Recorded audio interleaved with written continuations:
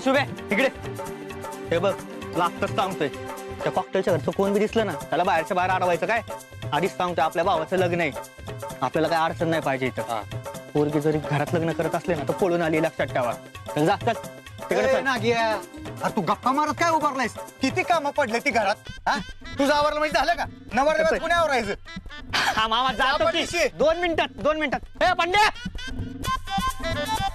आया फेटवाला तुम्ही बरं इकडे बाकीच्यांचं राहू द्या पहिले ह्यांना फेटा बांधा यांचा मान पहिला हरलावळ माझं कशाला आधी नवरदेवाचं बघू दे की असं कसं नवरदेवाचं काका आहेत यांचाच मान पहिला ह्यांना बांधा फेटा अरे होय माझं होईल नंतर आधी ह्यांना नवरदेवाकडे घेऊन जावा लवकर माझं काय ते बांधला असता तुम्ही पाठदिशी मोकळं झाला असतं ना गुरुजी आलं राम राम गुरुजी या अहो तुमचीच वाट बघत होतो या वहिनी बरं काका वहिनी गुरुजी आले अगो बाय आलं गुरुजी जावा पाठदी संधी मांडामांड करून घ्या हा. निघा लवकर आणि काय लागलं तर मी आलोच तिकडे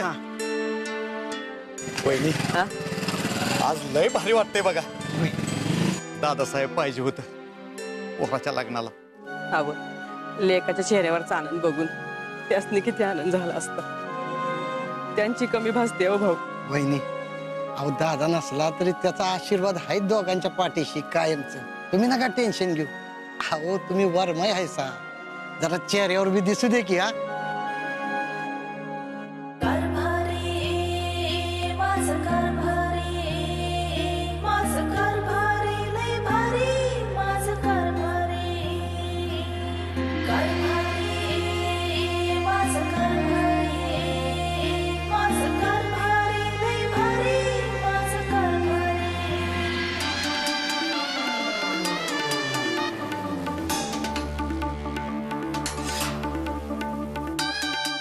कसली फुलं आणली ती ही असली फुलं माळू आहे मी डोक्यात अगं वरमाई आहे मी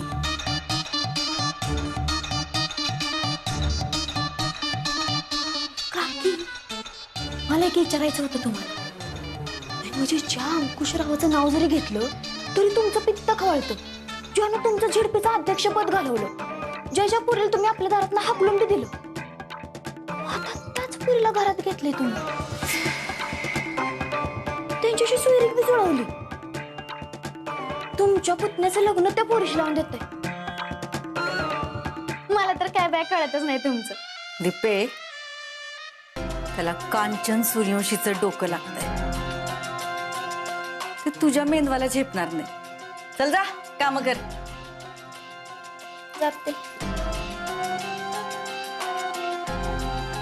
दीपे मी माझ्या पुतण्याशी नाही या घरच्या घरगड्याशी त्या अंकुशरावच्या पोरीचं लग्न लावून देते माझं पद खाऊन माझी मान खाली घालायला लावली होती ना त्यानं आता त्याला दाखवते खरी इज्जत जाणं म्हणजे काय असतं ते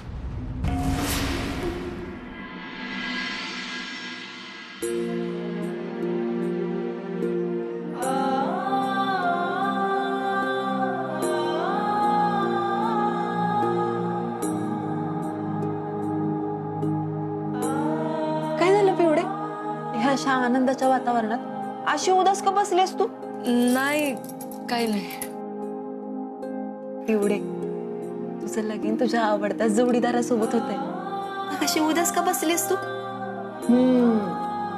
असं हे शांत बसणं या प्रियंका अंकुशराव पाटील बाईंना शोभत नाही बरं का डॅडी आणि जग्गू दादा पाहिजे होते ना आज लग्न ना माझ्याच दारी पाहिजे होतं आणि माहेरच्यांना सोडून जाताना जे पाणी डोळ्यात असतं ना वैशे ते पाणी डोळ्यात पाहिजे होतं कन्यादान करायला डॅडी पाहिजे होते 4 दिवस माहेराला राहायला ये असं म्हणणारा जग्गू दादा पाहिजे होता नाही वैशे माझ्या नशिबात ना हे काय बी नाही साध्या माझ्या घराच्या 4 भिंती बी नाही आहेत त्या फक्त त्यांच्या आठवणी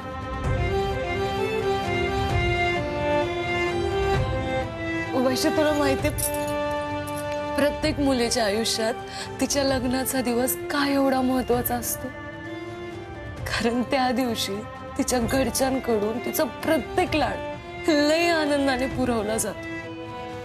पण माझ्या नशिबी यात काहीच नाहीये ग वैश.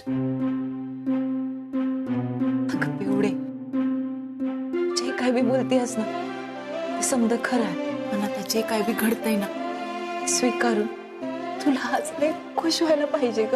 आणि बोलू, तुझं नशीब काय भारी आहे.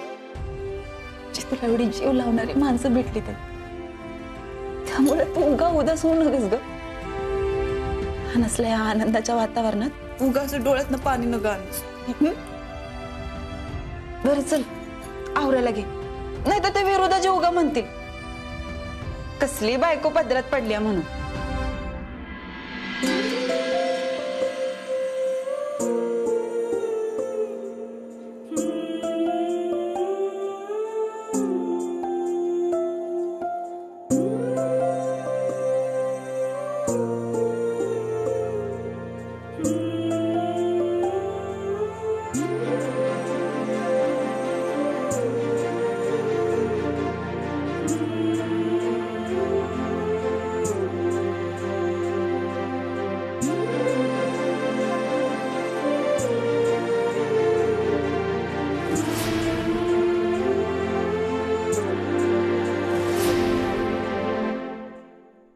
बया लयच कन्फ्युज झाले बाई मी.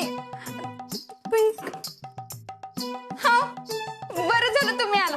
तू सांगा ना यातली कुठली साडी नेसू मी? हा हे ऑरेंज वाली नेसू का काही पर्पल वाली नेसू? नेस कुठली बी. काय म्हणलं तुम्हाला ना बायकोचं काही कौतुकच नाही. तुमच्या चुलत भावाचं लग्न एवढं लक्षात ठेवा. आणि तसं बी मी काय नटणं मोरडणं माझ्यासाठी नव्हते करणार, तुमच्यासाठीच करणार होते. निशा गप्प बसतीस का ग जरा? डोकं नको खाऊ माझं. तुमच्या सगळ्यांचा खोटा खोटा आनंद कधी खरा व्हायला लागलाय ना तीच कळणं झालंय मला. कधी एकदाच ही नाटक संपते ना असं झालंय. खाऊ दे, नकोच मला साडीच नको.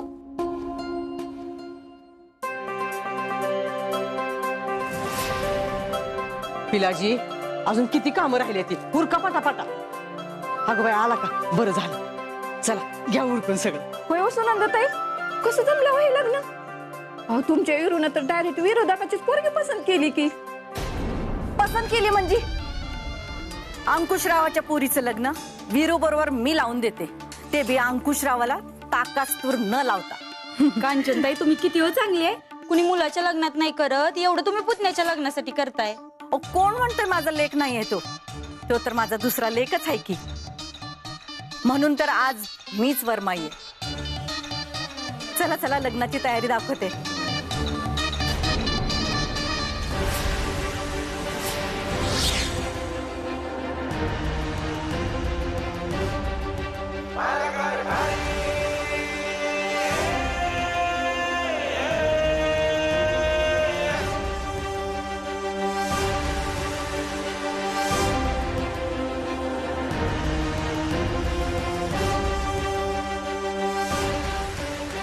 किरू, तू आज अगदी वडिलांसारखा दिसतोयस रे.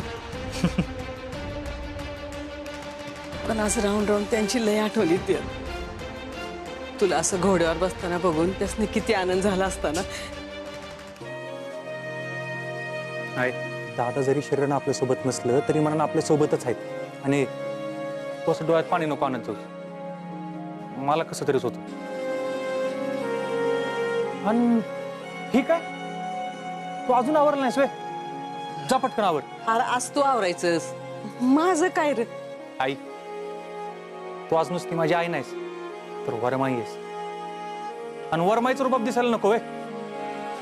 जा पटकन आवर, चांगली साडी नेस. अरे नंतर आवरते की मी. आई, चांगली नवीन साडी नेस. बोललो तर बोललो. एवढा मोठा झालायस ना, पण अजून तुझा हट्टीपणा कमी झाला नाही बघ. नाहीच होणार. तू चांगली साडी नेस बरं. जा पटकन आवर. चला घोडा कधी बसते रेडी आहे तिकडं.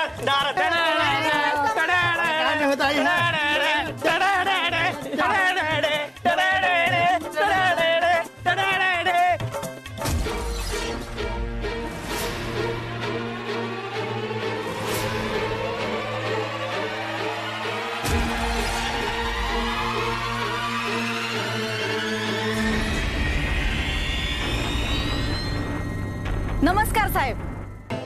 नमस्कार नमस्कार. अगदी वेळेत आलाय तुम्ही. बसून घ्या, अक्षदाची वेळच झाली.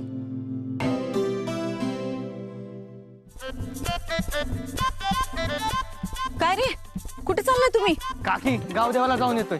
गाव देवाला चाललाय, पण लांबूनच पाया पडून या. जास्त बोबाटा करू नका. त्या अंकुशरावला खबर गेली नाही पाहिजे. हा काकी. ए चांगला रे, उचला.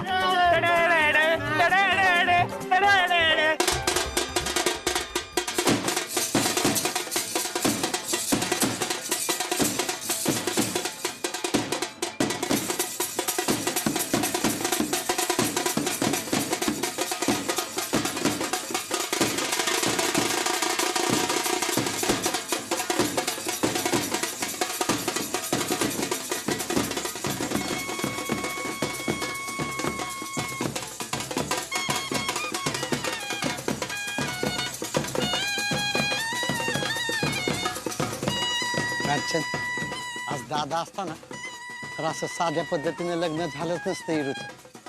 अगं अख्खा पंचक्रोशीने लक्षात ठेवलं असतं, असं धूमधडाक्यात लगीन लावून दिलं असतं दादानं. अगं कांचन, कुठे निघालीस तू? ह्या सगळ्या गडबडीमध्ये 1-2 लय महत्वाचे आमंत्रण द्यायची राहिलेत, ती देऊन येते. नाहीतर रुसत्याला आपल्यावर. या मॅडम, त्या कांचन सूर्यवंशीला सुद्धा आम्ही जिल्हा परिषद अध्यक्ष पदावरनं खाली खेचलंय. तेव्हा पक्षाने आता आम्हाला मोठी जबाबदारी द्यावी असं आमचं म्हणणं आहे.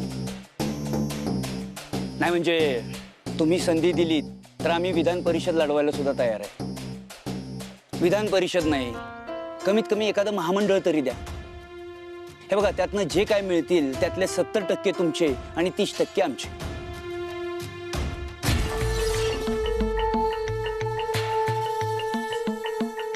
ठीक, 90 तुमचे, 10 आमचे. ठीक आहे, सगळं तुम्हाला राहू द्या, आम्हाला फक्त पद द्या. हे बघा साहेब, मॅडम, या भागामध्ये जर विरोधकांना संपवायचं असेल तर आमच्या हातात काहीतरी पद पाहिजे. आमदारकी किंवा महामंडळाचं अध्यक्षपद असेल तर या भागात आपल्याच पक्षाचं वजन वाढेल.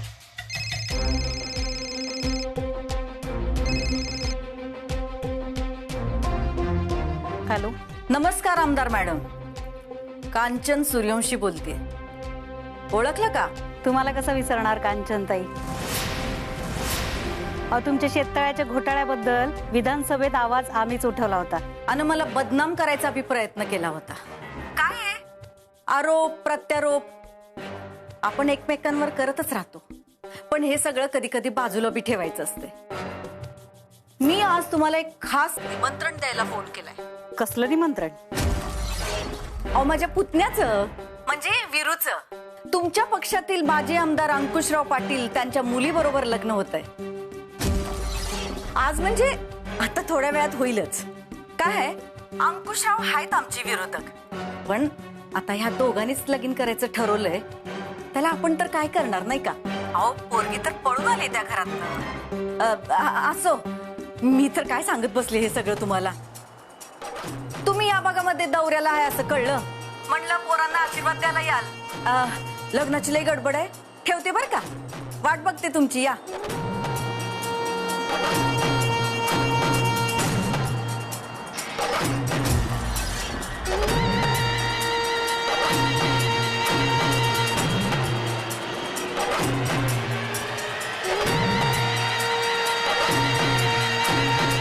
कांचन सूर्यवंशीचा फोन कशासाठी आला होता? अंकुशराव, तुम्ही पक्षाकडे मोठं पद मागताय, मोठी जबाबदारी मागताय, पण पेलवल का तुम्हाला ती? म्हणजे ज्या माणसाला स्वतःची पोरगी नीट सांभाळता येत नाही, तो पक्षाचं पद काय सांभाळणार? रजनी मॅडम, तोंड सांभाळून बोलायचं. अंकुशराव, आम्हाला बी आवाज चढवता येतो, पण ह्योच आवाज ना तुम्ही तुमच्या पोरीवर चढवायला पाहिजे होता. विरोधी पक्षाच्या पोराबरोबर तुमची पोरगी पळून जाते, कसा विश्वास ठेवायचा तुमच्यावर? आमची पोरगी नादान आहे, आम्ही तिला समजून सांगू, तिला शोधून काढू. कुठून शोधून आणणार अंकुशराव तुम्ही? अहो, थोड्याच वेळात तिचं लग्न लागतंय हे पण माहित नाही तुम्हाला?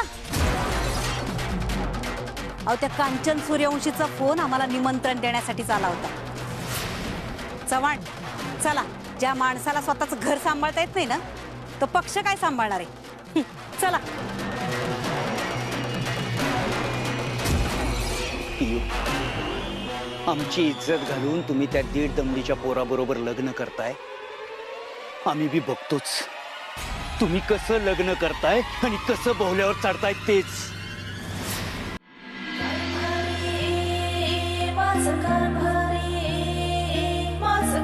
नवरे मुलेचे मामा नवरे मुलीला घेऊन या.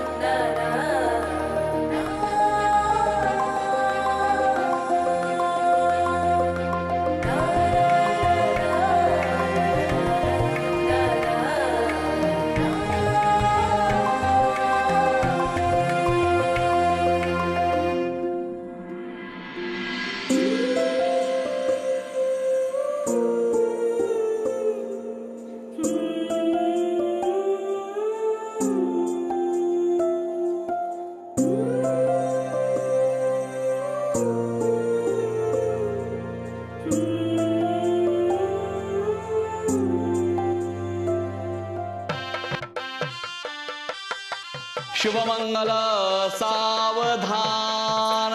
स्वस्ते श्री गणनायकं गजमुखं मोरेश्वरं स्थितं बल्लाळो मुरुडं विनायकमहं चिन्तामणि स्थेवरं लेण्यान्द्रे गिरिजात्मकं सुरवरं विघ्नेश्वरं ओझरं ग्रामो रांजन संस्थितो गणपते कुर्या सदा मंगलम शुभमंगल सावधान.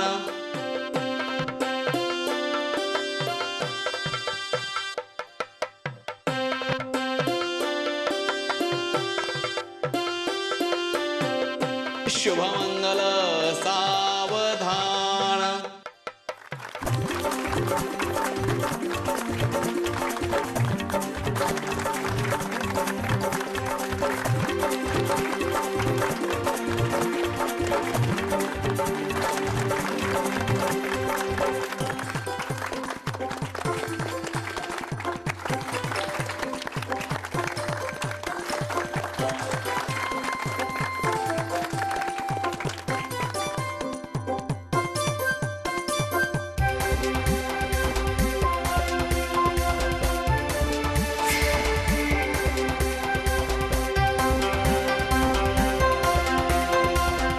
नवरीमुलीच्या वडिलांनी कन्यादानासाठी समोर यावे.